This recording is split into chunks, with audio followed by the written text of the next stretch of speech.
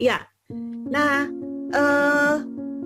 kurikulum ya, sekarang ini nama yang kita kenal adalah kurikulum Merdeka. Sebelumnya kurikulum 2013. Bapak Ibu yang mengajar puluhan tahun yang lalu mungkin sudah mengenal beberapa versi nama dari kurikulum ya. Ada kurikulum tingkat satuan pendidikan, kurikulum berbasis kompetensi dan sebagainya. Tetapi esensi kurikulum adalah gitu ya, sebetulnya cara kita melakukan sesuatu untuk mencapai hasil yang diinginkan dalam pembelajaran. Mudah-mudahan selama ini Bapak Ibu tidak merancang pembelajaran karena disuruh, karena sudah ditetapkan pemerintah. Kurikulumnya seperti ini, KI KD-nya seperti ini, kemudian saya melihat KD-nya apa, lalu saya menyusun RPP. Mudah-mudahan tidak sekadar itu, ya. Capaian pembelajaran adalah sebuah hasil akhir yang kita inginkan secara bersama-sama. Jadi misalnya Bapak Ibu diberikan sebuah itinerary ya. Itinerary adalah peta atau cara atau rencana perjalanan Bapak Ibu ya. Misalnya Bapak Ibu diminta untuk naik misalnya dari Bandung ke Jakarta. Ini kebetulan saya tinggal di Bandung. Misalnya Bapak Ibu diminta untuk naik dari rumah Bapak Ibu menuju ke pool bus gitu ya, antar kota, kemudian naik bus ke arah Pulau Gadung atau Kampung Rambutan, kemudian dari sana naik angkutan atau metro mini kemana, kemudian nanti Bapak Ibu diminta untuk ke Senayan, ke kantor Kemendikbud misalnya. Diberikan itinerary seperti itu. Tetapi Bapak Ibu tidak tahu sebetulnya. Jadi Bapak Ibu diminta kemana sih akhirnya, atau menghadiri acara tentang hasil akhir yang ingin kita lihat bersama-sama dari peserta didik ini apa. Nah, itu adalah capaian pembelajaran. Itu adalah hasil yang kita inginkan bersama-sama. Sebelumnya Bapak Ibu, peta ini disediakan oleh pemerintah. Nah, KI KD khususnya atau kompetensi dasar ini memang agak perinci, memberitahu ibu begitu ya, tentang hasil yang sifatnya lebih operasional gitu ya. Jadi ini memang tergantung mata pelajarannya Bapak Ibu ya. Jadi untuk beberapa mapel begitu ya, mungkin capaian pembelajaran ini mungkin sama seperti KI. Di beberapa mapel yang lain, capaian pembelajaran mungkin sama seperti kompetensi dasar. Di beberapa mapel mungkin posisinya antara KI dan KD, tapi itu tidak esensial ya. Ini saya nyatakan karena seringkali Bapak Ibu menanya KD begitu ya. Sebetulnya tidak ada batasan yang tegas seperti itu. Ini tergantung mapelnya. Tetapi yang diinginkan oleh pemerintah dengan menyediakan capaian pembelajaran ini, bahwa Bapak Ibu diberikan yang menjadi kompetensi siswa-siswi kita secara umum pada akhir fase. Nah, tadi Bu Ning, Direktur SD, sudah menyampaikan bahwa ada fase-fase tahapan belajar juga yang ini disetarakan kira-kira setara dengan kelas gitu ya. Kalau fase A ini kira-kira setara dengan kelas 1 dan kelas 2. Fase B kira-kira setara dengan kelas 3 dan kelas 4. Ini untuk memetakan jenjang tahapan belajar Bapak Ibu ya. Nah, tahapan di akhir fase ini yang diberikan oleh pemerintah ini umum sekali, ini belum operasional, agar Bapak Ibu bisa merencanakan sendiri ya, merencanakan tujuan belajar atau tujuan pembelajaran yang diturunkan dari capaian pembelajaran tersebut yang kira-kira realistis yang bisa dicapai oleh siswa-siswi Bapak Ibu ya. Jadi mudah-mudahan Bapak Ibu sudah bisa membayangkan. Jadi Bapak Ibu sekarang diberikan CP ini kira-kira diberitahu nanti Bapak Ibu ke Jakarta, ke kantor Kemendikbud di Senayan, begitu ya. Caranya terserah ya. Mau naik bus, mau naik kereta, mau naik menyewa mobil. Nah, ini sesuai dengan kebutuhan atau karakteristik siswa-siswi Bapak Ibu. Boleh menyewa mobil kalau mampu, begitu ya. Kalau mau lebih murah mungkin lebih lama. Tetapi ingat, kebutuhan karakteristik siswa-siswi Bapak Ibu ada di mana? Sesuaikan. Bagaimana cara Bapak Ibu bersama siswa-siswi ke Jakarta, ini silahkan disesuaikan. Tapi Bapak Ibu mengerti dulu tujuannya kemana, kapan, gitu ya, untuk apa Bapak Ibu di sana, Bapak Ibu memahami dulu. Jadi Bapak Ibu memahami dulu capaian pembelajarannya. Mungkin, nah nanti Bu Mira di sini akan berbagi juga pengalaman. Menurunkan capaian pembelajaran ini bukan hal yang mudah, gitu ya. Bapak Ibu harus memahami karakteristik dari mata pelajarannya, gitu ya. Kalau Bapak Ibu mengajar bahasa Indonesia harus mengerti dulu apa prinsip-prinsip dalam mata pelajaran bahasa Indonesia. Apa prinsip-prinsip dalam mata pelajaran IPA atau IPS gitu ya. Kalau sekarang ini IPAS di tingkat SD, apa karakteristik dari masing-masing mata pelajaran? Apa kemampuan awal dari siswa-siswi Bapak Ibu untuk dapat menetapkan tujuan pembelajaran atau tujuan yang lebih operasional dari capaian pembelajaran ini, gitu ya. Jadi Bapak Ibu melihat ini kalau dalam teori namanya backward design atau merencanakan secara mundur, gitu ya. Jadi capaian pembelajaran ini kita melihat, kita ingin tahu apa sih yang diinginkan oleh pemerintah pusat terhadap hasil belajar yang perlu dicapai oleh siswa-siswi saya. Apa yang ingin dicapai pada akhir fase. Nah, ini yang dibuat oleh pemerintah dalam kurikulum Merdeka. Hasil akhir yang dicapai. Nah, kemudian Bapak Ibu melihat, begitu ya, untuk Bapak Ibu bisa melaksanakan capaian pembelajaran tersebut, Bapak Ibu menurunkan capaian pembelajaran, gitu ya, dalam tujuan yang lebih operasional, ya. Nah, kemudian dari tujuan pembelajaran itu, Bapak Ibu juga melihat bagaimana caranya saya tahu bahwa siswa-siswa saya sudah mencapai hasil akhir yang diinginkan itu. Maka Bapak Ibu menetapkan indikator untuk hasil yang diinginkan tersebut. Begitu ya. Nah, kemudian setelah menentukan indikator-indikatornya, Bapak Ibu baru merencanakan cara untuk mencapainya. Bagaimana kita akan mewujudkan indikator tersebut? Bagaimana kita akan menuju Jakarta? Moda apa yang akan kita pilih, gitu ya? Apa yang sesuai dengan siswa-siswi saya? Oke, lanjut. Mudah-mudahan jelas ya Bapak Ibu ya prinsip-prinsip ini ya. Ya, silakan. Nah, ini ya Bapak Ibu ya. Jadi kalau dalam kita membedakan antara di sini ada learning outcome, ada learning objective ya. Learning outcome ini adalah hasil akhir, capaian pembelajaran sebagai hasil yang ingin dicapai. Kita tahu apa yang harus dituju oleh siswa-siswi kita. Ini belum operasional, gitu ya. Untuk membuat tujuan yang lebih operasional dalam pembelajaran, Bapak Ibu perlu memahami CP ini, capaian pembelajaran ini, gitu ya. Mungkin Bapak Ibu merasakan bahwa ini bedanya antara capaian pembelajaran dengan KD misalnya, atau kompetensi dasar.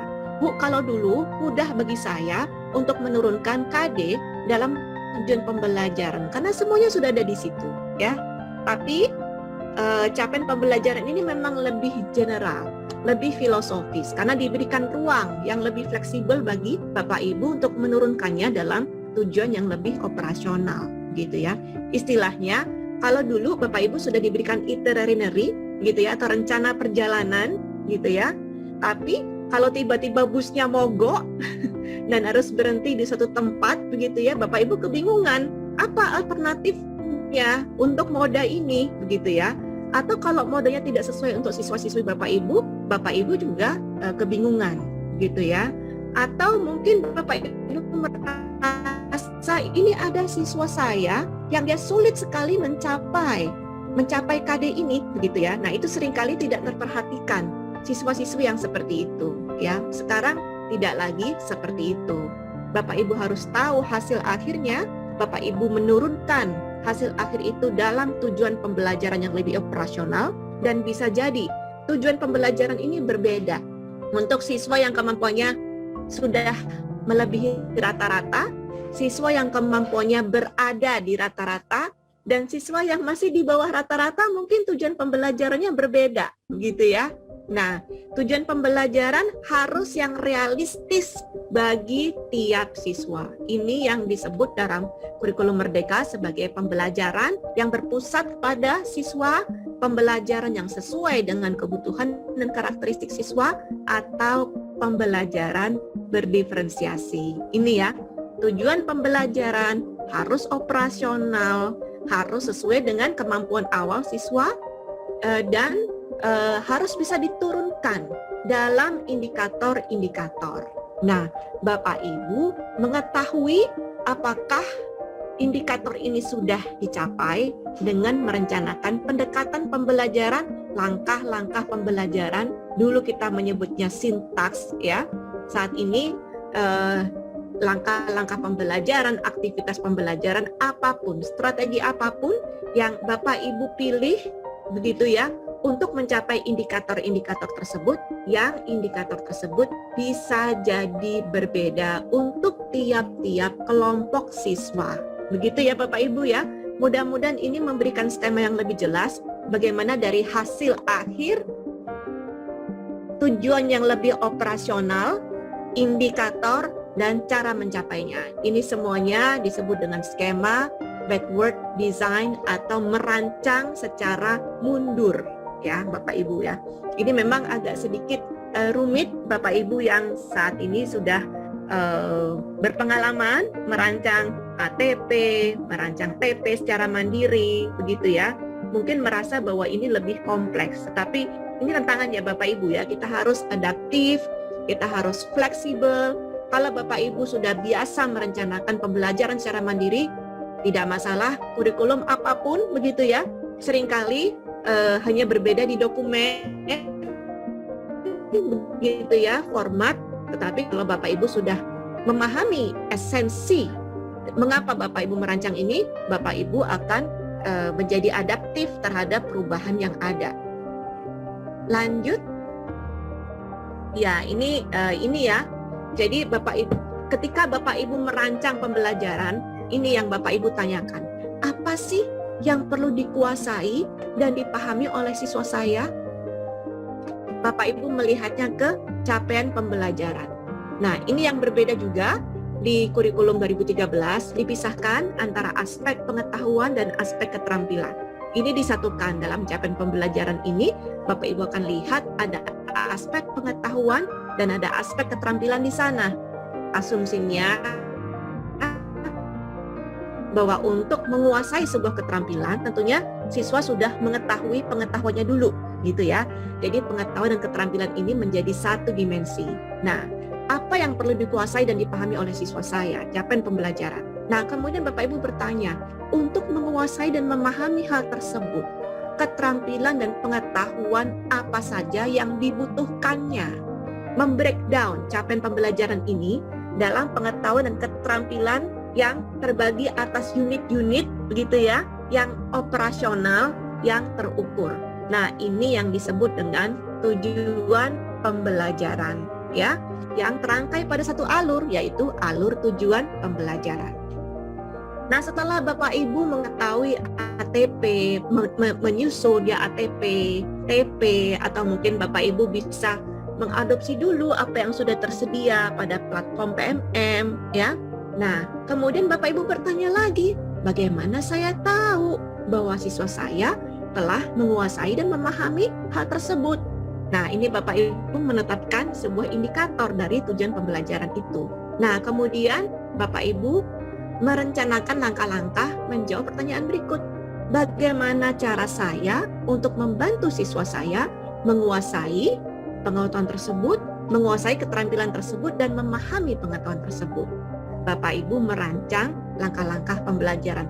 Jadi semuanya ini Bapak Ibu tuliskan dalam dokumen perancangan pembelajaran, saat ini disebut dengan modul ajar ya, atau RPP. Demikian Bapak Ibu. Nah, akan saya tunjukkan bagaimana bahasa ya tadi ya, apa hasil akhir tadi atau capaian pembelajaran tadi berbeda dengan TP. Lanjut. Nah, dulu ya Bapak Ibu ya, kita mengenal kompetensi inti yang lebih umum dan kompetensi dasar yang memberikan panduan secara lebih operasional kepada Bapak Ibu. Di sini di kompetensi dasar sudah disediakan kepada Bapak Ibu. Misalnya, mengidentifikasi informasi dalam teks deskripsi tentang objek, sekolah, tempat wisata, tempat bersejarah, dan atau suasana pentas seni daerah yang didengar dan dibaca. Ini misalnya untuk KD pengetahuan. Dan untuk KD keterampilan juga sudah disediakan apa jenis teksnya, apa topiknya atau temanya sudah disediakan, dan keterampilannya juga sudah disediakan secara spesifik. Sehingga Bapak Ibu ketika menurunkan dalam tujuan pembelajaran ini mudah ya. Bahkan seringkali dimodifikasi sedikit dari bahasa KD menjadi tujuan pembelajaran. Ini mudah, tetapi dalam CP ini berbeda Bapak Ibu ya. Misalnya ini yang saya contohkan adalah CP Bahasa Indonesia. Lanjut. Nah, ini kecil-kecil ya Bapak Ibu ya, tapi mudah-mudahan Bapak Ibu bisa melihat dengan jelas dan Bapak Ibu bisa mendapatkan materi paparan ini begitu ya. CP ini juga sudah ada pada platform Merdeka Mengajar. Nah, di sini dibagi dalam 4 kompetensi berbahasa begitu ya. Kalau kita yang tadi itu kompetensi inti KI, ini di breakdown menjadi 4 kemampuan berbahasa. Capaian pembelajaran untuk fase D. Tadi kira-kira yang setara dengan KD Bahasa Indonesia untuk kelas 7 tadi. Peserta didik mampu ini apa ini kecil-kecil ya. Ini tidak bisa lebih jelas lagi. Menyimak dan memaknai informasi atau gagasan, pikiran, perasaan yang disimak. Ini kira-kira seperti itu. Untuk membaca dan memirsa juga sama. Nah, mungkin Bapak Ibu bertanya, Bu, ini tidak ada tipe teksnya, genrenya apa tidak disebutkan. Dan temanya apa juga tidak disebutkan. Bapak Ibu memilih tipe teks dan memilih tema, kompetensi atau keterampilan yang lebih spesifik, Bapak Ibu memutuskan sendiri. Ya, misalnya ini dalam CP Bahasa Indonesia, Bapak Ibu membuat atau merumuskan tujuan pembelajaran pada aspek menyimak, tujuan pembelajaran pada aspek membaca dan memirsa, tujuan pembelajaran pada aspek berbicara dan mempresentasikan, dan tujuan pembelajaran menulis. Buat sendiri ya Bu? Iya, membuat sendiri. Tapi untuk Bapak Ibu yang ingin belajar, bisa mempelajari contoh-contoh alur tujuan pembelajaran yang ada di platform Merdeka Mengajar. Kita lanjut dulu ya Bapak Ibu ya, nanti Bapak Ibu bisa cermati lagi dengan lebih saksama materi paparan ini. Ya, saya menunjukkan perbedaan bahasa capaian pembelajaran di fase D dengan tujuan pembelajaran di fase D. Ini ada seorang guru sudah menurunkan capaian pembelajaran dalam tujuan pembelajaran yang lebih operasional. Nah, guru menentukan sendiri peserta, misalnya untuk aspek membaca dan memirsa. Ini saya ambil dari ATP yang mengeksplorasi teks deskripsi. Ada 3 tujuan pembelajaran yang dibuat guru, gitu ya, membaca memirsa, berbicara mempresentasikan, dan menulis. Misalnya tujuan pembelajarannya menjadi peserta didik mengidentifikasi gaya penulisan teks deskripsi di media sosial berdasarkan pengetahuan dan pengalamannya dengan baik. Untuk aspek berbicara dan mempresentasikan, peserta didik menyajikan teks deskripsi secara lisan menggunakan kalimat perincian yang menarik pendengar. Kemudian tujuan pembelajaran pada aspek menulis, peserta didik menyajikan teks deskripsi dengan baik melalui pengetahuannya tentang tata ejaan yang baik. Nah, kebetulan guru tersebut tidak membuat TP pada elemen menyimak karena dianggap tidak ada yang relevan, dan elemen menyimak ini dibuat untuk tipe teks yang lain ya. Nah, kegiatannya tadi ya, mencapai tujuan pembelajaran ini, guru meminta peserta didik untuk menganalisis tulisan di media sosial begitu ya, untuk mengamati diksi yang dipakai, sapaan yang digunakan untuk memikat pembaca. Tentunya tulisan di media sosial memiliki gaya yang berbeda dengan tulisan yang lebih formal, misalnya di media cetak. Dan untuk di aspek berbicara, peserta didik menyajikan gambar secara lisan, misalnya menjelaskan foto atau gambar menggunakan bahasa yang memikat, misalnya melalui vlog begitu ya, atau podcast. Dan dalam elemen menulis, peserta didik menyunting sebuah teks deskripsi dengan melalui pengetahuannya terhadap puebi atau tata ejaan yang baik. Ini adalah contoh bagaimana seorang guru meningkatkan kompetensi membaca memirsa melalui teks deskripsi. Nah, guru menentukan bahwa siswa-siswinya akan belajar melalui teks deskripsi atau teks eksplanasi. Ini adalah keputusan guru karena ini tidak diatur dalam capaian pembelajaran. Ibu, bagaimana saya tahu apakah siswa saya di kelas 7 ini belajar teks deskripsi, teks eksplanasi, atau teks yang lain? Ini bagaimana caranya? Bapak, Ibu, guru bahasa Indonesia perlu memiliki pemahaman terhadap tipe teks, ya.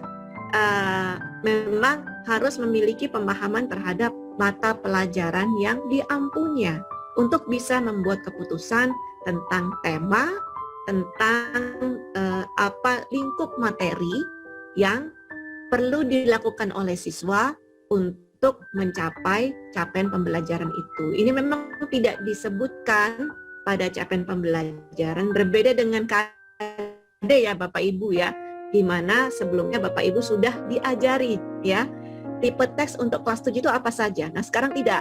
Nah, Bapak Ibu harus membuat keputusan sendiri. Sebetulnya tipe teks itu bisa semuanya bisa diajarkan asal pada akhir fase Bapak Ibu mengetahui bahwa siswa-siswi Bapak Ibu sudah mencapai kompetensi yang diharapkan dicapai pada akhir fase tersebut, pada capaian pembelajaran tersebut. Nah, ini memang fase belajar ya bagi Bapak Ibu guru, harus berani mengambil resiko begitu ya. Sering Bapak Ibu guru takut salah karena sebelumnya sudah diatur di KD. Nah, sekarang capaian pembelajaran ini tidak mengatur, Bu, jadi saya takut salah. Nah, ini yang kita biasakan, Bapak Ibu harus belajar. Belajar tentang materi secara mendalam, belajar tentang mata pelajaran yang Bapak Ibu ampu, dan disinilah ruang keleluasaan, kemerdekaan mengajarnya. Ya, kita semua sama-sama belajar, saya juga masih terus belajar hingga saat ini. Nanti Bu Mira, Bu Anneke akan memberikan inspirasi kepada Bapak Ibu bagaimana belajar, kita sama-sama belajar, sebagaimana juga kita ingin siswa-siswi kita belajar. Dengan belajar kita memberikan contoh, menjadi figur teladan bagi siswa-siswi kita, bahwa kita individu yang tidak pernah berhenti belajar.